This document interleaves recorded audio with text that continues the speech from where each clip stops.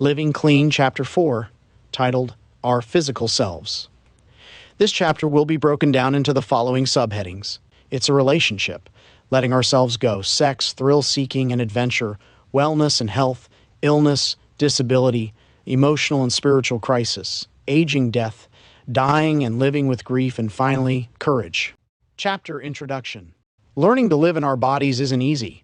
We haven't been kind to them, and often they bear the painful scars of our addiction. Making peace with our physical selves is necessary for our physical survival, but it is also a part of our amends process, an act of self-acceptance, and a way we experience freedom, healing, and joy. This chapter addresses the way we treat ourselves in recovery, learning to find pleasure in being physically alive and aware and facing our aging, our vulnerability, and our mortality. Each of us has different ways of seeing ourselves. We are physical beings, and we are also spiritual. We are spiritual beings, and we are also emotional.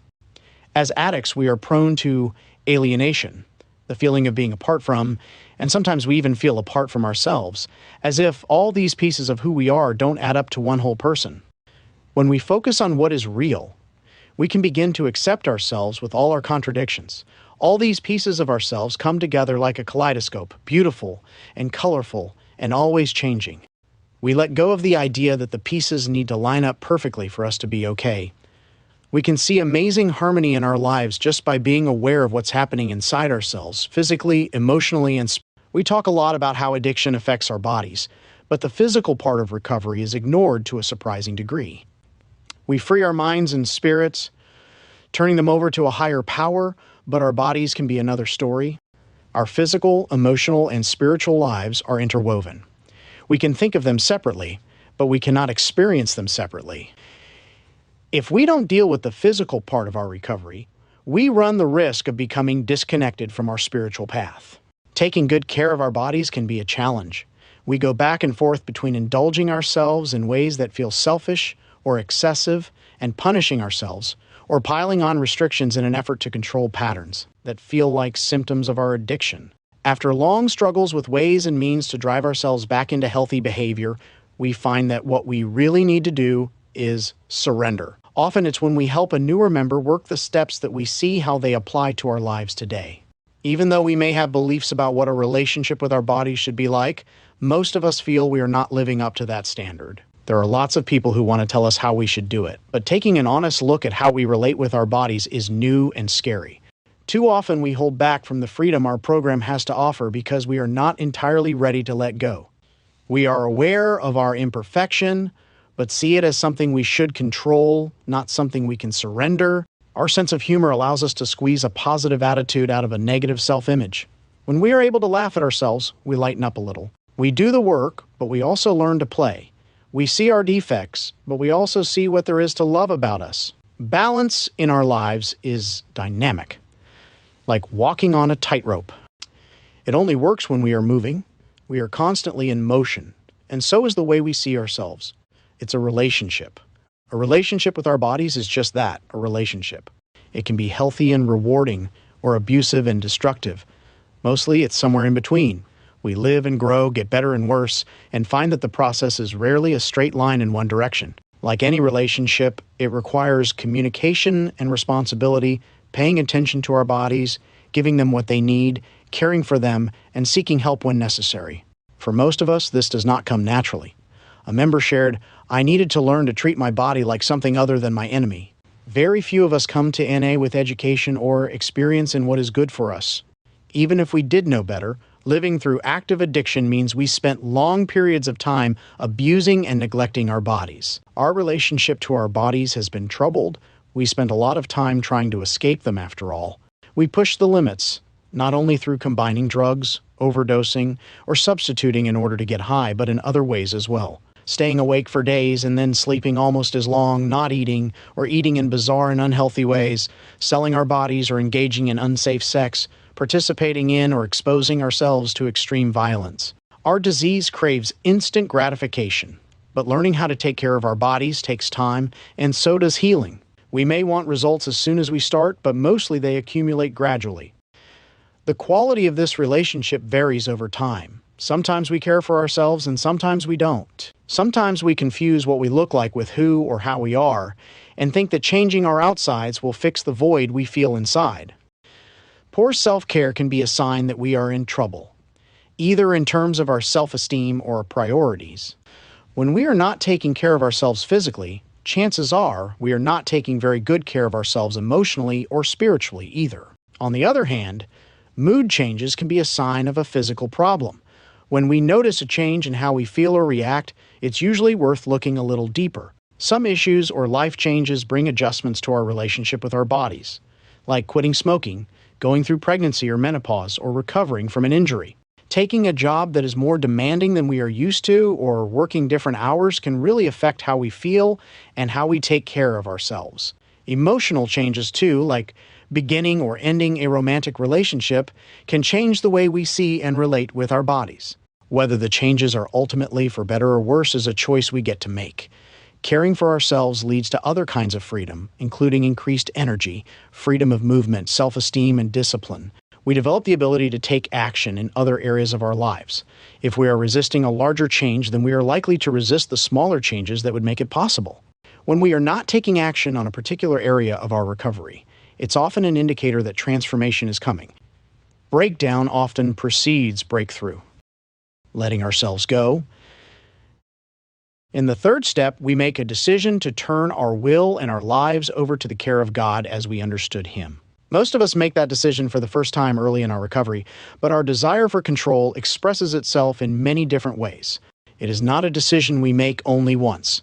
Each time we return to it, our resistance lessens, our commitment deepens, and our ability to let go increases. Some suggest that we are in a process of progressive surrenders. We take back control and let it go again, each time finding that we can let go a little more, and that some of what we took back last time we can now let go for good.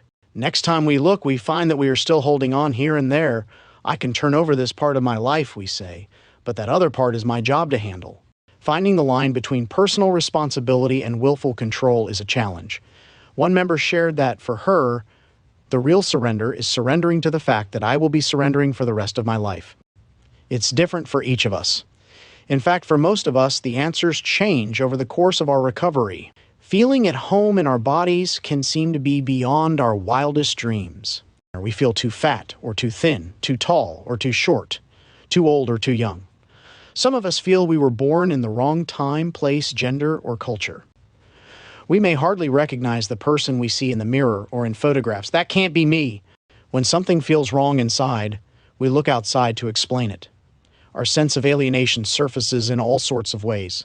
We may simply feel uncomfortable in our own skin. We bring these issues into recovery with us, but it may be a while before we see that they are important. Many of us will share at meetings about having been bone thin. When we got clean, what we talk less about is our response when our bodies start to heal and we begin putting on weight. Some of us find that once the weight starts coming on, it doesn't stop. We might joke that we put down the spoon and picked up the fork, but it's not always funny. We may feel deep shame or horror at the weight gain. Some of us consider using again to deal with it. We may stay clean but find that compulsive behavior, eating to discomfort, vomiting, fasting, abusing laxatives, experimenting with radical diets, brings its own problems and its own rush.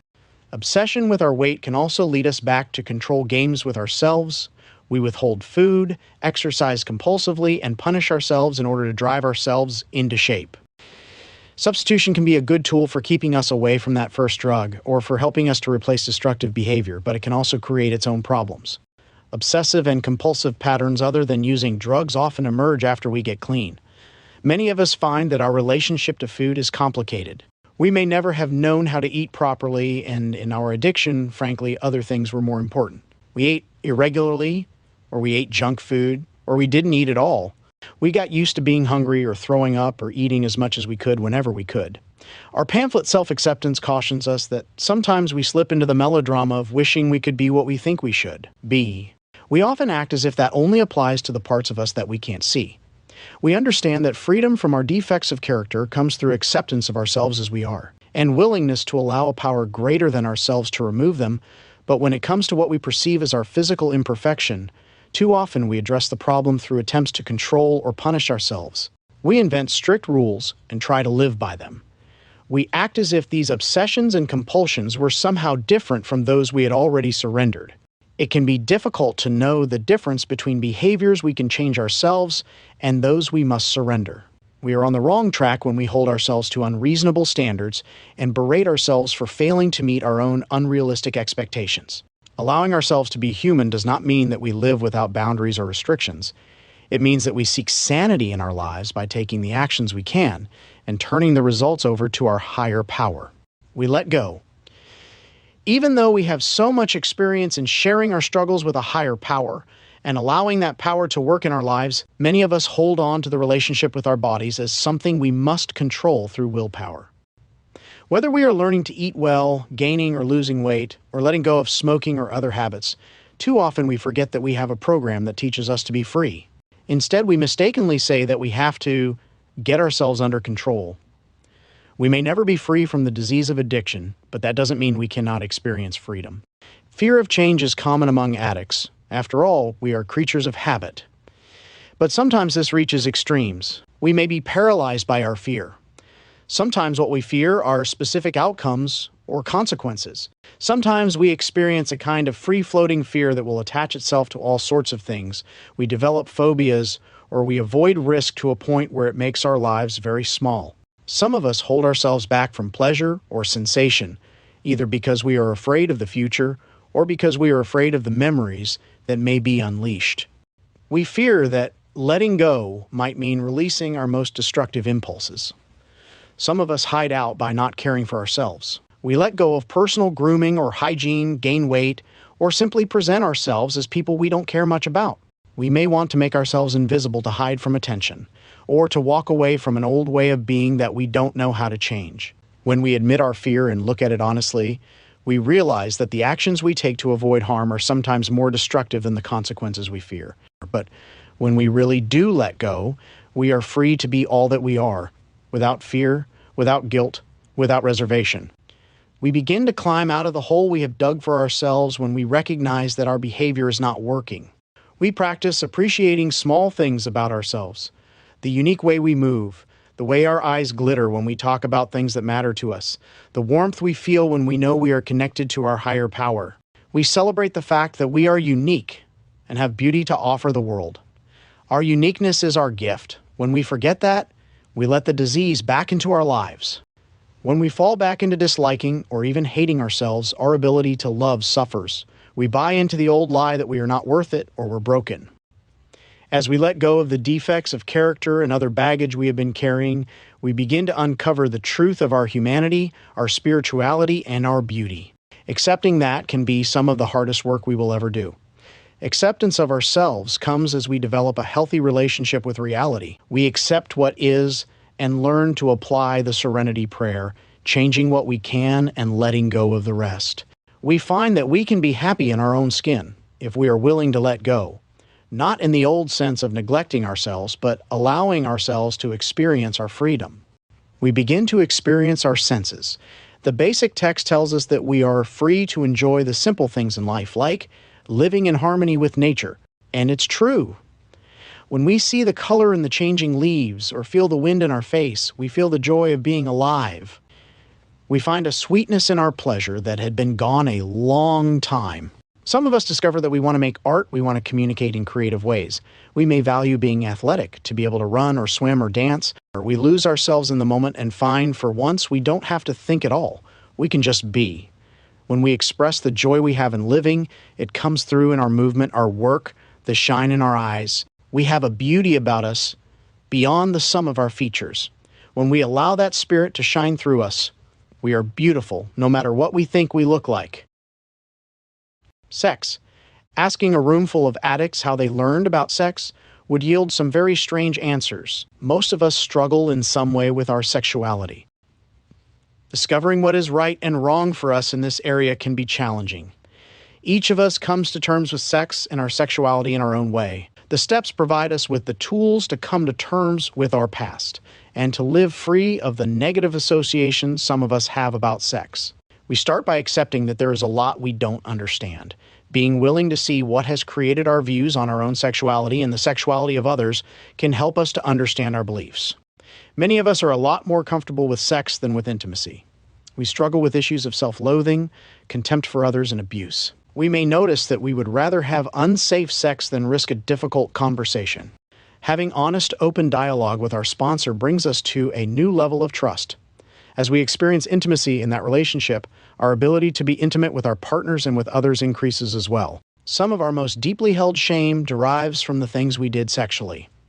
Our past behaviors may reflect how desperate we were to get and use more, or they may have been the best we could do to find love and connection. Sexual abuse may also be part of our stories. This can be incredibly difficult to talk about. We may believe we are the only ones. On the contrary, it is remarkably common among addicts.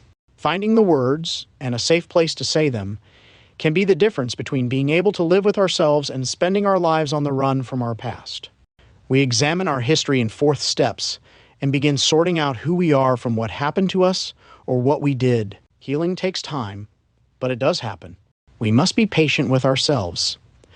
Gradually, we come to experience freedom from some of our deepest wounds. As we begin to clear up some of the confusion and contradiction in our lives, we can move forward with less of the baggage we brought in with us.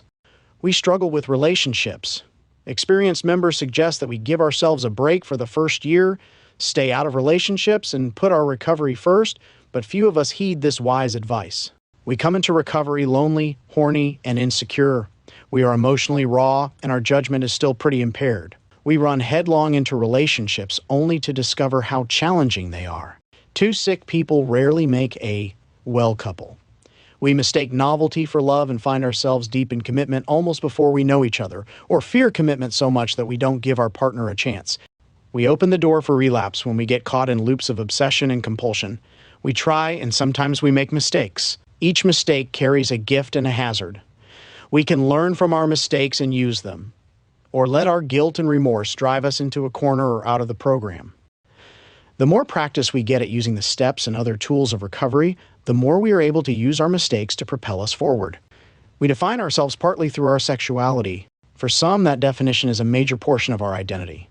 Sometimes we seem to wield it like a weapon to justify our feeling different. We can be much more aware of the people who are not open to us than those who are. In the rooms of NA, we are welcomed regardless of our sexuality. We find people who love us and with whom we feel comfortable no matter what our sexuality or our beliefs about sexuality. Although some of us arrived in the fellowship secure in our sexual identity, others of us struggled with confusion or distortions about our gender or orientation. We may have engaged in behaviors that conflicted with our beliefs in order to continue using or to gain acceptance from others. Or we chase sex the same way we chase drugs, feeling just as powerless and out of control. Some of us followed those drives into relationship after relationship without ever really feeling fulfilled. Many of us confused sexual connections with intimacy and became so divorced from our feelings and desire for emotional connection that we would settle for physical interaction. This can follow us well into our recovery and may point to an ongoing struggle with opening up to emotional intimacy. For those of us who use sex as a way to move through the world, it may take quite some time to figure out the difference between being sexual and being intimate. Working through these issues takes time, trust in our sponsors and close friends, willingness to challenge our assumptions, faith in the process, and ultimately self-acceptance. The next chapter will address our relationships in more detail. What we will say here is that part of learning how to live in our bodies is learning how to acknowledge the reality of our sexuality. We want to learn to express our sexuality in healthy and fulfilling ways, something that was unimaginable in our active addiction. Sex is different when we're clean. When we are neither numbed out nor artificially stimulated, we can be present to our own experience and to our partner in a very different way. Sometimes this can be frightening. Sometimes it can be addictively exciting.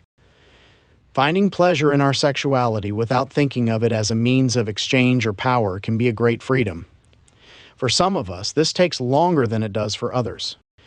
We can enjoy ourselves and each other fully, in the moment, and learn what it really is to connect. Or we can be intimate. We can open up and be real. We don't have to use each other as a drug. When we treat each other as human beings, we find our own dignity, thrill-seeking, and adventure. Long after the obsession to use is lifted, many of us still seek a rush in other ways. The drive for excitement leads us to live full and exciting lives, rich with adventure. We are unafraid to take risks and pursue the opportunity to do the things we always wish we could. Sometimes, though, it seems like we just get strung out on our own adrenaline.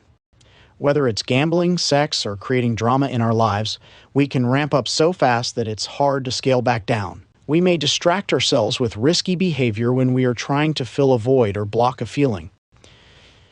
It is up to each of us to find a balance between chasing a destructive rush and really living our lives to the fullest.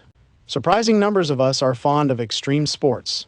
A member who spends his weekend scaling glaciers said, "In those moments when I really am on the edge of life and death, when I'm not sure how I'm going to find my next foothold, then I feel present to the moment. I'm not thinking about the bills or the wife or the job, just how good it is to be alive and how I'm going to stay that way." Some of us take on competitive sports or bodybuilding and get really excited about what we are doing. We find a passion and commitment for these activities that seemed lost to our addiction. We have the freedom to try new things and take new risks. Many of us are partial to motorcycles, and a similar impulse may lead us to ride. We like the sense of freedom, as well as the power and the risk. Some of us drive our cars very fast, and share that the excitement is not just going fast, but knowing we're getting away with something. We may think this doesn't apply to us, until our sponsor suggests that we try obeying all traffic laws for a week, just as an experiment. While some of us find acceptable ways to chase the rush throughout our recovery, others find the need settles down after a while, or the wreckage we create just gets to be too much. Sometimes, without an outlet for our energy, we just sit in our own anxiety.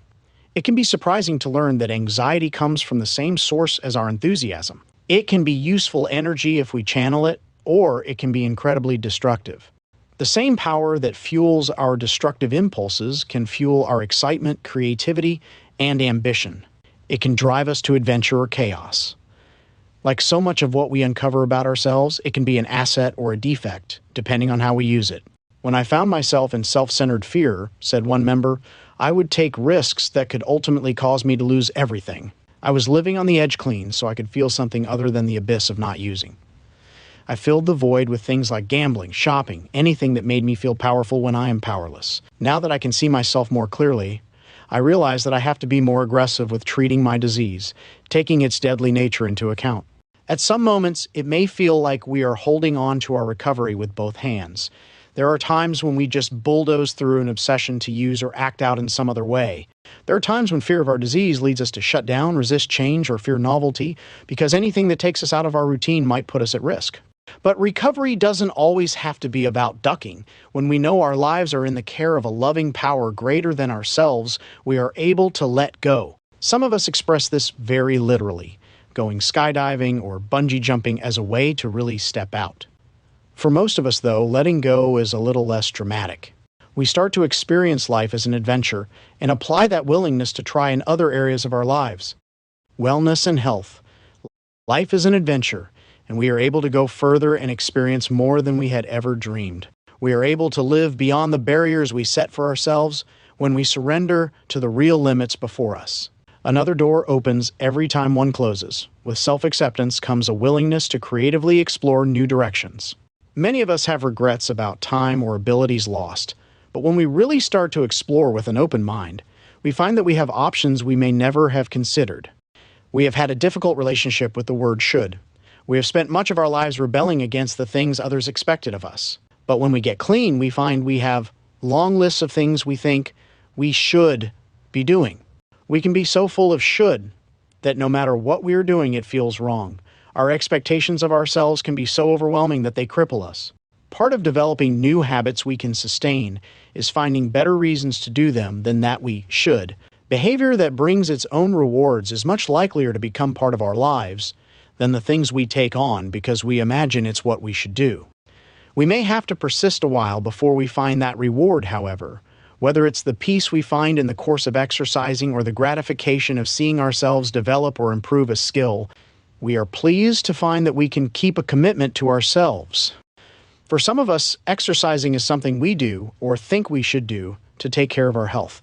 But for others, it's deeper than that. "When I'm running," said one member, "I get a sense of prayer. My mind becomes clear." Finding a spiritual connection in exercise is easier for some of us than meditating while sitting still. Exercise can be easier to keep up when it is part of our spiritual practice than when it's simply a matter of doing what we think we are supposed to do.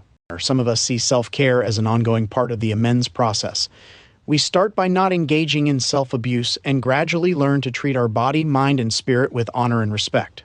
When we care for our own well, being as we would an honored friend, we begin to feel differently about who we are and who we can become. We shift from I should or I have to I get to, and find that caring for ourselves isn't a chore, it's a privilege.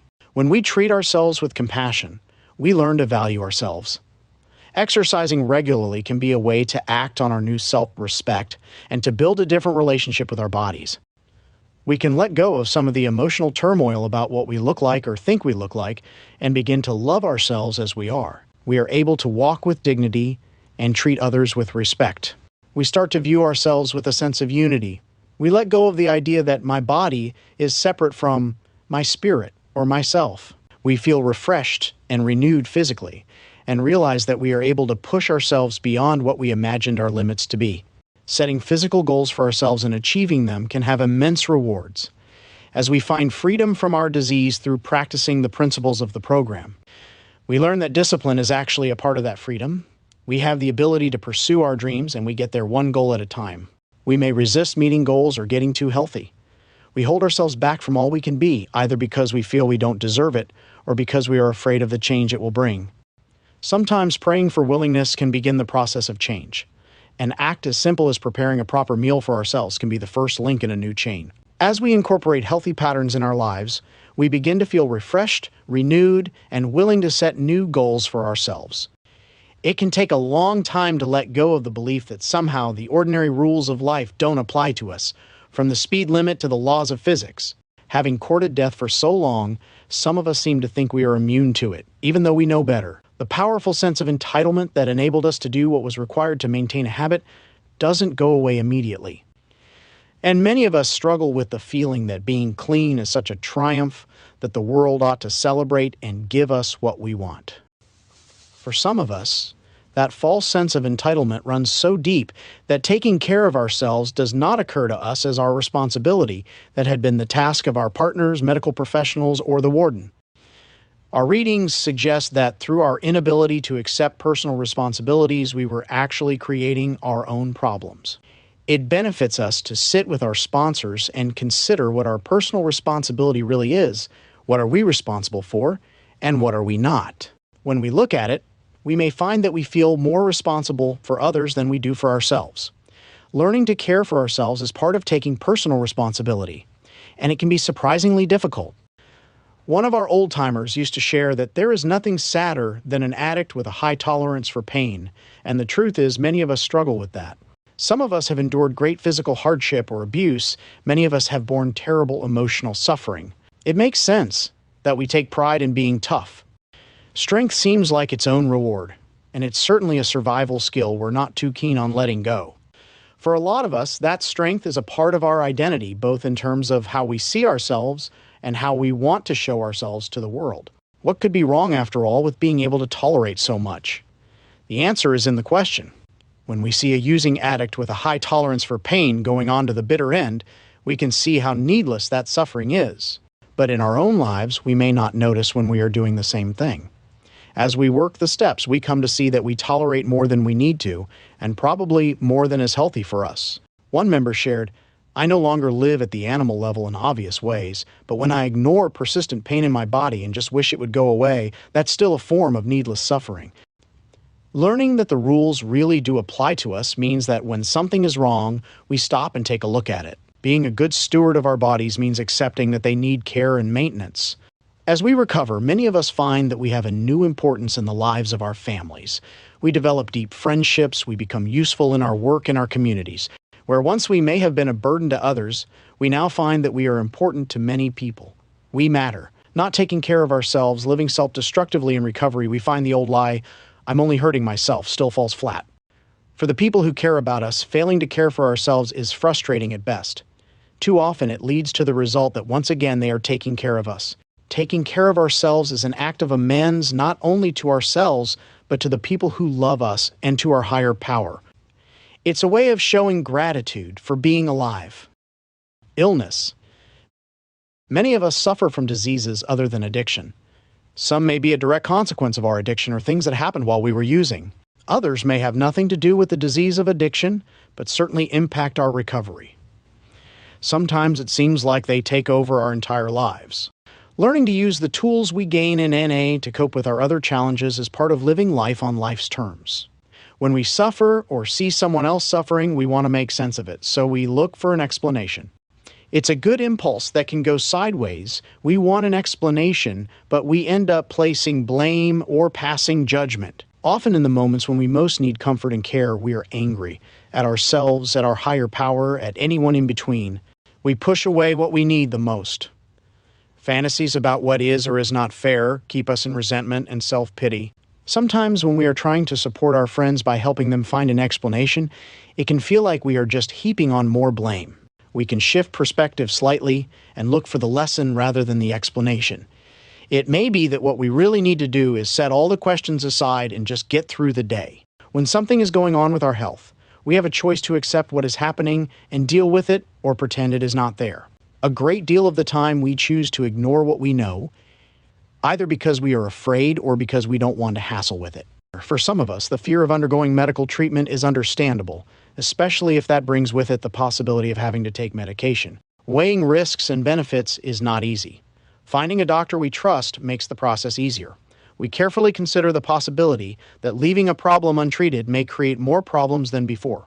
Turning something over is not the same as ignoring it. When we take action and leave the results to a power greater than ourselves, we are turning it over. However, when we don't take responsibility for our part but wait for a magical answer, we are not working the third step. We are being irresponsible. Faith is not the same as wishing. There is a difference between denial and refusal. When we are in denial, we don't know it. The evidence may be glaringly obvious, but we do not see it. Once we can say, "I'm in denial," it is no longer quite true. At that point, we are making a choice to accept what is real or to turn away from it and pretend. When we refuse to admit the truth, we are in danger. Rebellion can be deadly for us. Acting as if is a tool we can use for better or for worse. The fear that keeps us from moving forward can stem from many causes. Other people's opinions of us may still seem important enough to risk our lives for. The stigma of disease, whether from society at large, our loved ones, or even our friends in NA, keeps many of us from seeking testing or treatment. Our own judgment and fear can be surprising as well. In early recovery, we learn about projection. What really bothers us about someone else is likely true for us too. So it is with this fear. What we imagine others to be saying about us is often what we are thinking ourselves. We may need to drive ourselves to take action long before we are done working through our feelings about it. We may be surprised that a dental problem, for example, could return us to the 6th and 7th steps. But when we recognize that our fear is preventing us from taking care of ourselves, we can see the work we have to do.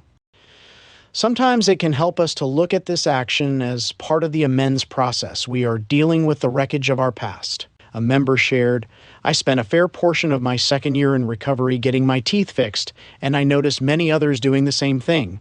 It was a huge self-esteem thing and an amends to my body. It may help to see it as part of a 10th step, addressing what is wrong in the present moment. Some of us have felt that we created our health problems as a result of our addiction, and that this is simply our lot. The basic text tells us that although we are not responsible for our addiction, we are responsible for our recovery. It may help us to consider that this applies to our bodies as well as our spirits. We may also be genuinely afraid of being sick. Whether it's the particular diagnosis we're considering or the general idea of having something wrong with us.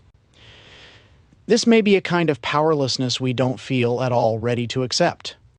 We may fear that our health issues will create new uncertainty in our finances, our careers, or our families, or that medication will put our recovery in jeopardy. Our fear of something so far out of our control may be surprising in people who have taken so many really insane risks, but feelings don't always make sense. Fear gives us a chance to act with courage. When we stand up, face what's wrong, and deal with it to the best of our ability.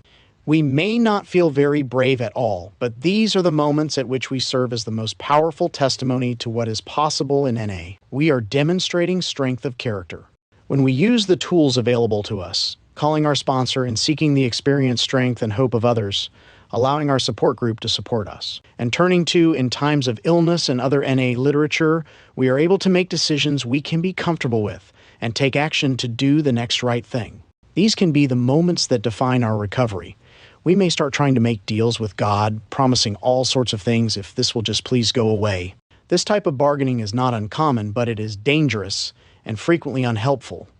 When we start trading on promises and expectations in our prayers, we are setting ourselves up for spiritual crisis. A higher power is not a vending machine. When we accept life on life's terms, we come to understand that the terms are not negotiable. Miracles happen to us and around us all the time.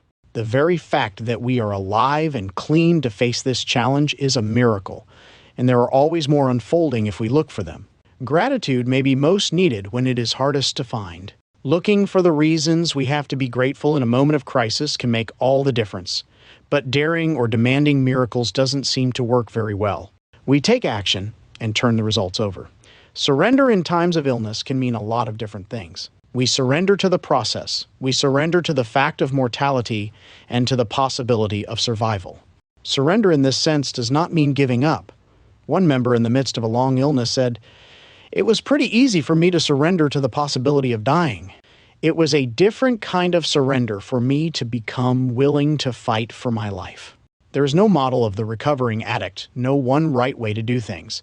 Some of us, taking an honest look at ourselves and our lives, really don't want to live that long. It may sound odd, but it's true. Longevity is not a universal goal or necessarily a universal good. Some of us make choices knowing they will shorten our lives. We may choose to smoke. We may choose to eat in a way we know is harmful. We may make a decision to stop or refuse treatment for an illness. A member whose parents had a difficult old age said, "I'm not going to do that to my daughter. I have a life I love, but that doesn't mean I want to play the hand to the end." We may be surprised at some of the decisions we make or the strength of our feelings about them. These decisions are deeply personal, and we make them in accordance with our values. We want to be certain that we are acting on our beliefs, not opening a reservation that could lead us back to using. Each of us finds a balance we can live with between taking perfect care of ourselves and neglecting ourselves destructively. Whatever choices we make, what matters is that we know we are making them, that we understand we have a choice, and we consider it honestly and openly. We are always on a continuum between health and illness, between action and wishing, between living in accordance with our beliefs and betraying ourselves and our values. We come back to the tools of the program again and again to fine-tune that balance and to find a way to bring ourselves back to a life we are comfortable with. Our process of inventory, amends, and surrender is an unending source of improvement for us. We find our values and learn what it means to live by them. Over time, we can let go of our expectations for what we thought life was supposed to be, or what we think others expect of us, and live according to the values we find within ourselves. As we learn what is true for us, we find that we are less compelled either to be perfect or to destroy ourselves. We are free to live lives according to our own choosing and design. Disability. Just for today, says our reading, I will try to get a better perspective on my life. Even though most of us addicts resist change, we know that it is beneficial for us to change our perception by changing our perspective. Nothing changes our perspective quite like the experience of disability. Chances are, if we live a full life, we will at some point experience disability, whether for a relatively short time or in a way that changes our lives permanently. In either case, the lessons that we learn through the experience can enrich our lives and broaden our understanding, even if some of our choices are narrowed. We know that our recovery must come first, but when we are dealing with disability, more than that is necessary to get through each day. Some of us enter recovery with a permanent disability already a part of our lives. Our experience has shown that any addict can recover, and the additional challenges that a disability presents are not barriers to our way of life. As one member shared, "I know there will never be any sort of recovery from my blindness, as this program has given me from my addiction, but my perception of my disability can improve, and from that my spirit. Just like a sighted member, it all boils down to self-acceptance. I simply have something more to accept. Argue for your limitations," the saying goes, "and they are yours forever." We may be so painfully aware of our limitations that we can hardly imagine ourselves without them. We mourn for the abilities we have lost, and we fear what is to come. Many of us struggle with having to ask for help. Frustration at little things, uneven pavement, the buttons on a shirt, things others might take completely for granted, can be overwhelming and discouraging. We may be surprised at the amount of time and thought involved in doing the simplest things. To try to talk about gratitude at a time like this seems preposterous and infuriating. Or we may think, you just don't get it, you have no idea what this is like. Self-pity is no less dangerous when we feel justified than when we know we are out of line. Either way, it can kill us. If we have been around a while, we know that gratitude is almost always the shortest road to relief. Some of us find gratitude in the knowledge that it could be worse, and find relief in helping out or simply being aware of those who are struggling with even greater challenges. For some of us, this is cold comfort, but we find gratitude when we pay attention to the things we do have, starting with people who care about us and a relationship with a loving higher power. A gratitude list can be a vital tool at times like this.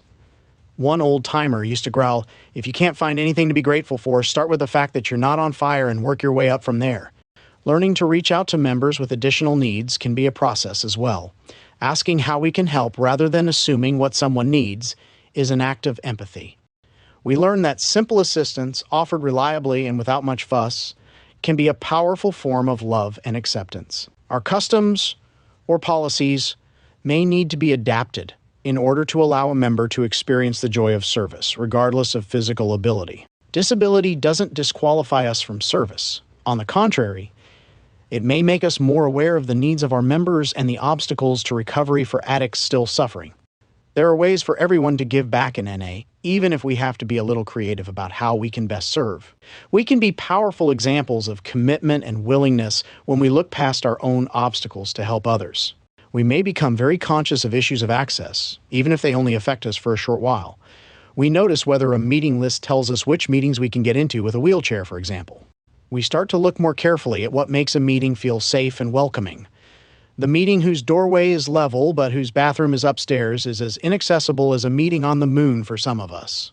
When we bring our experience and our awareness with us into service in our local NA community, we help to ensure that the message is available to all addicts, regardless of mobility or other access issues. In this way, our challenge may help the fellowship as a whole to carry the message more effectively. In times of need, we almost always find that NA members are here for us, but it may not be the people we expected or the people we wished for. It is surprising to see who is ready to walk through a difficult time with us and who is not. Anonymity inside the fellowship means that we are all equal. Each of us has abilities that are valuable and limitations that are regrettable, and together we can do what we cannot do alone. We allow ourselves to be open to the people who are ready to walk with us, rather than focusing on our disappointment in those who aren't there. Although we might wish that people would act according to our expectations, we don't want to miss the little miracles of seeing those we never thought had it in them, stepping up to the plate and really helping out. The lessons we learn in NA about sharing and caring, asking for help and offering what we have to give are powerful tools we can use outside the fellowship as well. We may feel a new bond with other people who struggle with physical challenges and find that our shared experience brings us closer.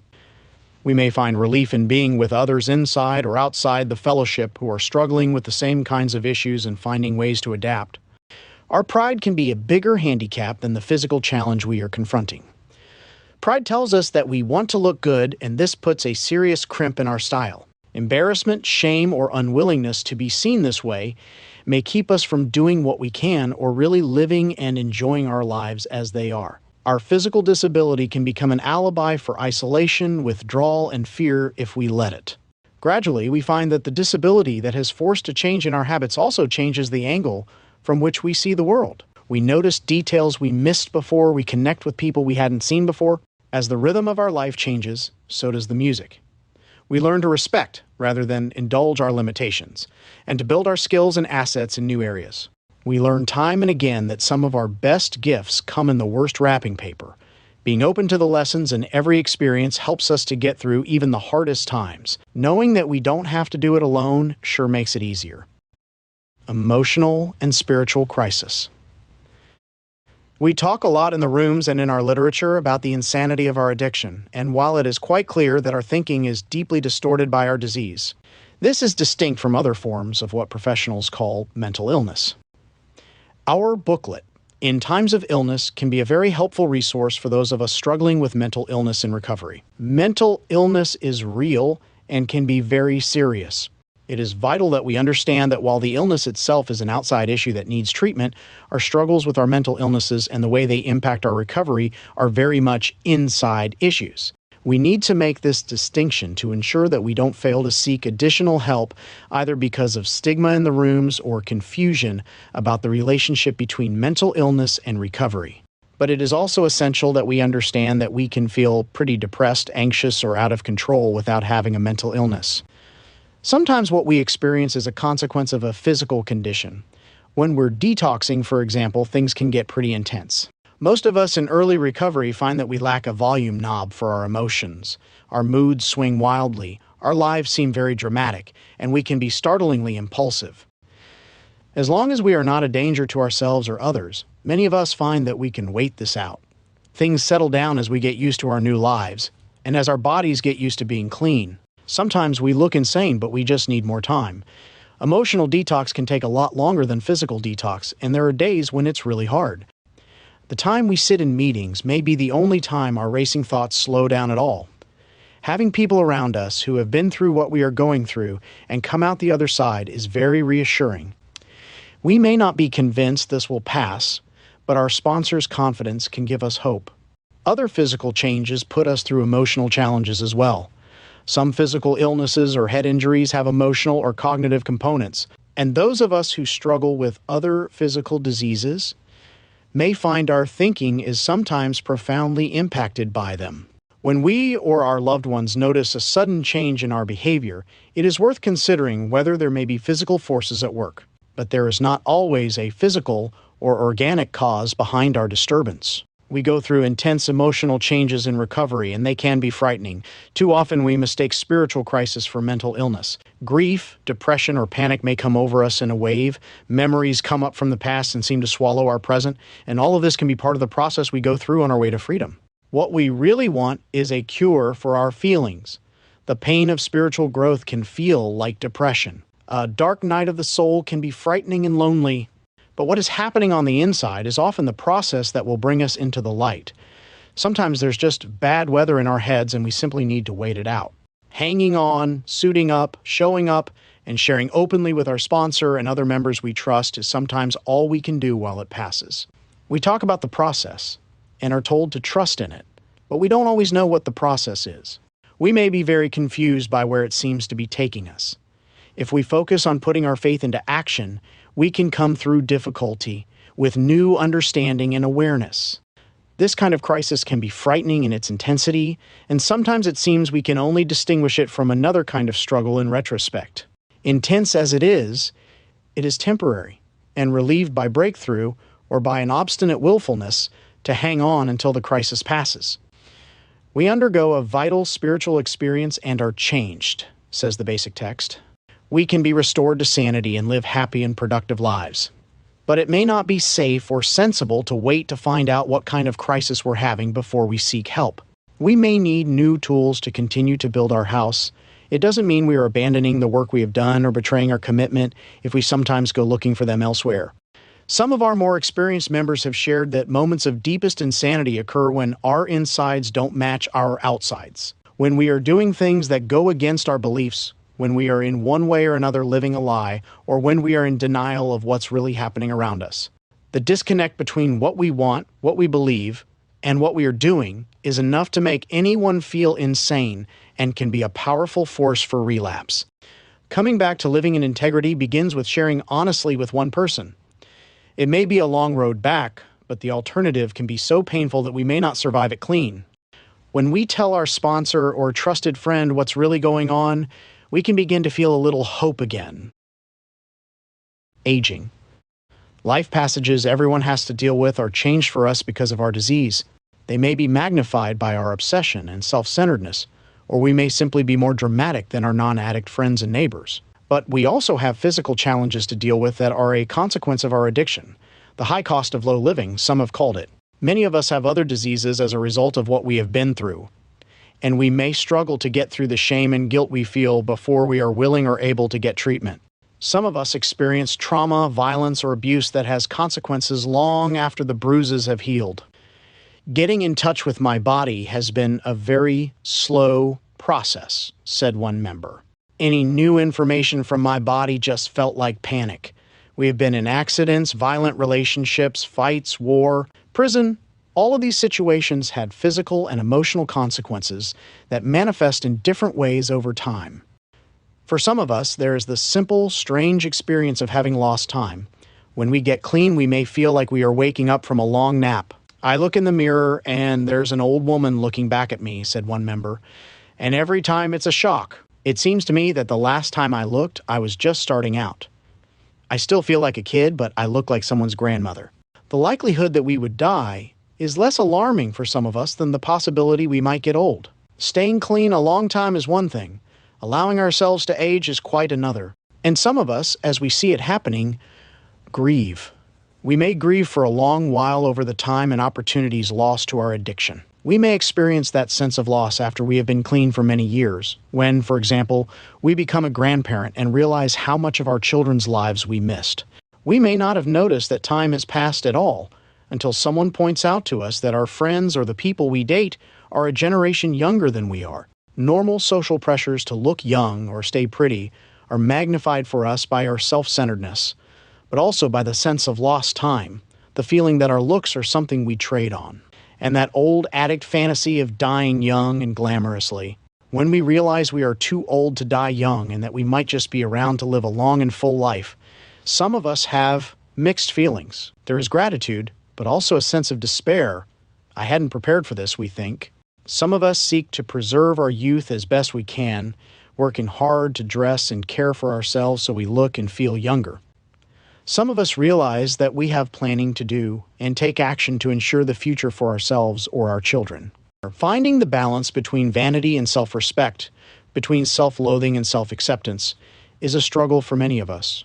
When we finally surrender, we find that aging too is a journey, and we can actually enjoy the adventure. We are not just growing old, we're growing up. A member shared, there really isn't too much to this aging thing except self-acceptance and what your body does. Like so many things in recovery, it sounds so simple from the other side, but getting there can be a long walk. It might be impossible to separate the changes that come with graceful aging from the changes that come from working steps. Together, though, the combination is remarkable. As time has passed and our fellowship has aged, we have started noticing some of our old-timers getting more and more beautiful. There is something about spirituality that radiates through our outer being, a sort of agelessness that appears as elegance and dignity. Although we may fear growing older, many of us find that we can embrace and love what we have become, aches and pains and all. As I have aged and have more trouble getting out of the chair without leaning on the table, said another, I am more secure about who I am. I find myself more attractive than when I was a hot tomato. Death, dying, and living with grief. Addicts die. We talk about it in our literature. We remind ourselves at every meeting that the ends of our disease are jails, institutions, and death. But when one of us dies, we generally respond the way anyone else would, with shock, surprise, and anguish. When we lose a member to the disease, we may go back through the same reservations we experienced in early recovery, that the program doesn't really work. Many of us experience other reservations at this point as well, the feeling that it doesn't pay to care so much about people, the sense that loving addicts only results in loss and hurt. For some of us, staying in the fellowship after a painful loss can be very difficult. It's not unusual to feel that others are grieving wrong, that people aren't responding appropriately. When we are hurt and angry, it is easy to lash out, harder to feel compassion and connection. But experience has taught us that these are the things that make it easier to get through difficult times clean, even grief. Of course, losing addicts to the disease of addiction isn't the only way we experience death and recovery. Addicts die clean too. We lose members of our family, we lose friends. Sometimes it seems like the more connected we are, the more opportunities there are to experience loss. And in a sense, it's true. We love more, we care more, we share more than we ever have, and perhaps more than people who are not members of a fellowship like ours. One of the rewards of recovery is that our lives are so rich and full of people we care about, but we do lose some of them, and it's hard. Sometimes what we feel is the guilt of having survived. We may never understand why some of us live long, full lives, and some of us are gone so early. For many of us, the answers we find in the steps carry us through the very real moments of doubt. But they are very particular and can be different for each of us. The grief process forces us to make peace with unanswered questions, and in that way it is a gift. Some of us find that a death we experience in recovery triggers feelings left over from earlier losses that we never really had the chance to grieve. We have learned through working the steps that emotions we don't feel in the moment often wait and catch up with us later. The experience of walking through a loss in the present can bring back long-forgotten losses from our past. We have been surprised by the force of our emotion at the loss of a friend, or even a pet.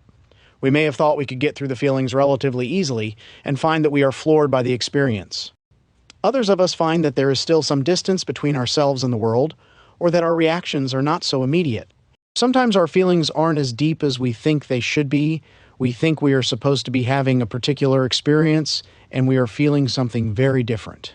Giving ourselves permission to have our feelings and not judge them is a powerful gift we can give ourselves. Whatever our response, it is ours, and we can own it without allowing it to swallow us or define us.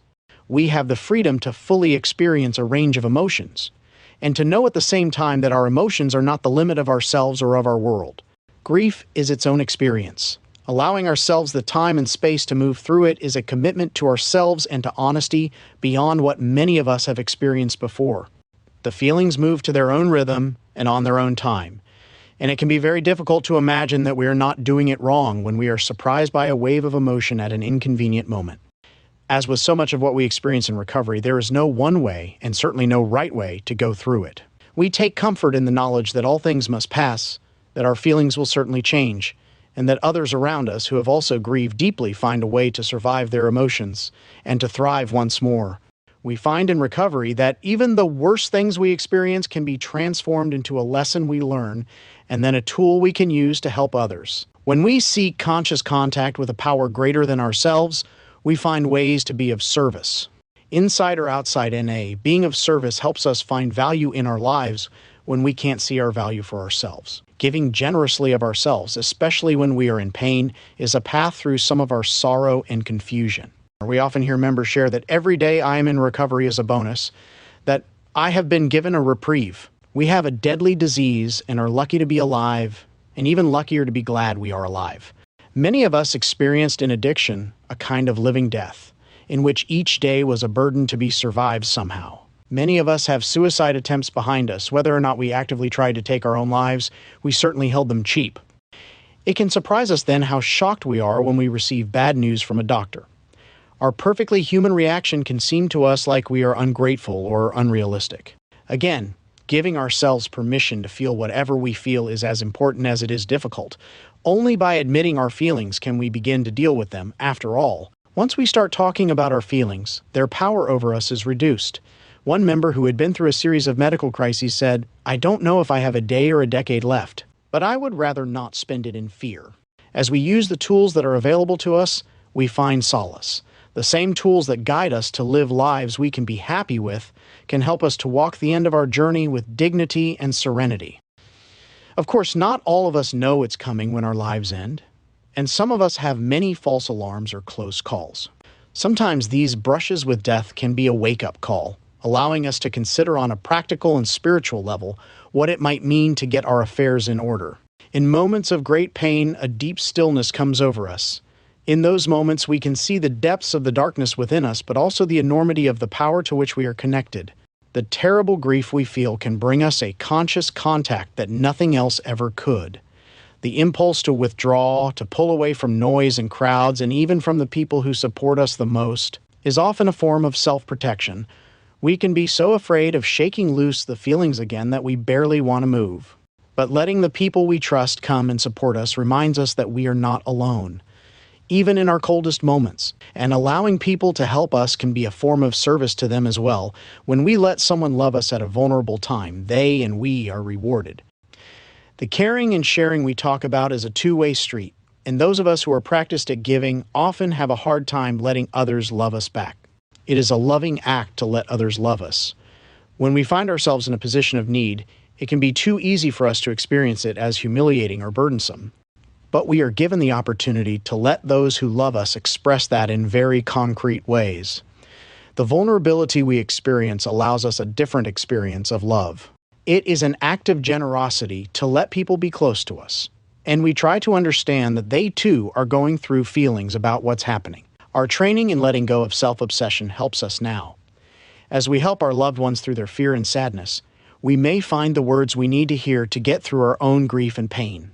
Certainly, as we recognize that we are loved and cared for, we realize that our lives really are different from what they had been. We matter in the world. We have made a contribution to the people around us and to people we can't see. The love we've shared, the families we've been part of, the meetings we've started and served and shared in, all of these have been a form of amends, a way of making peace with ourselves and our world.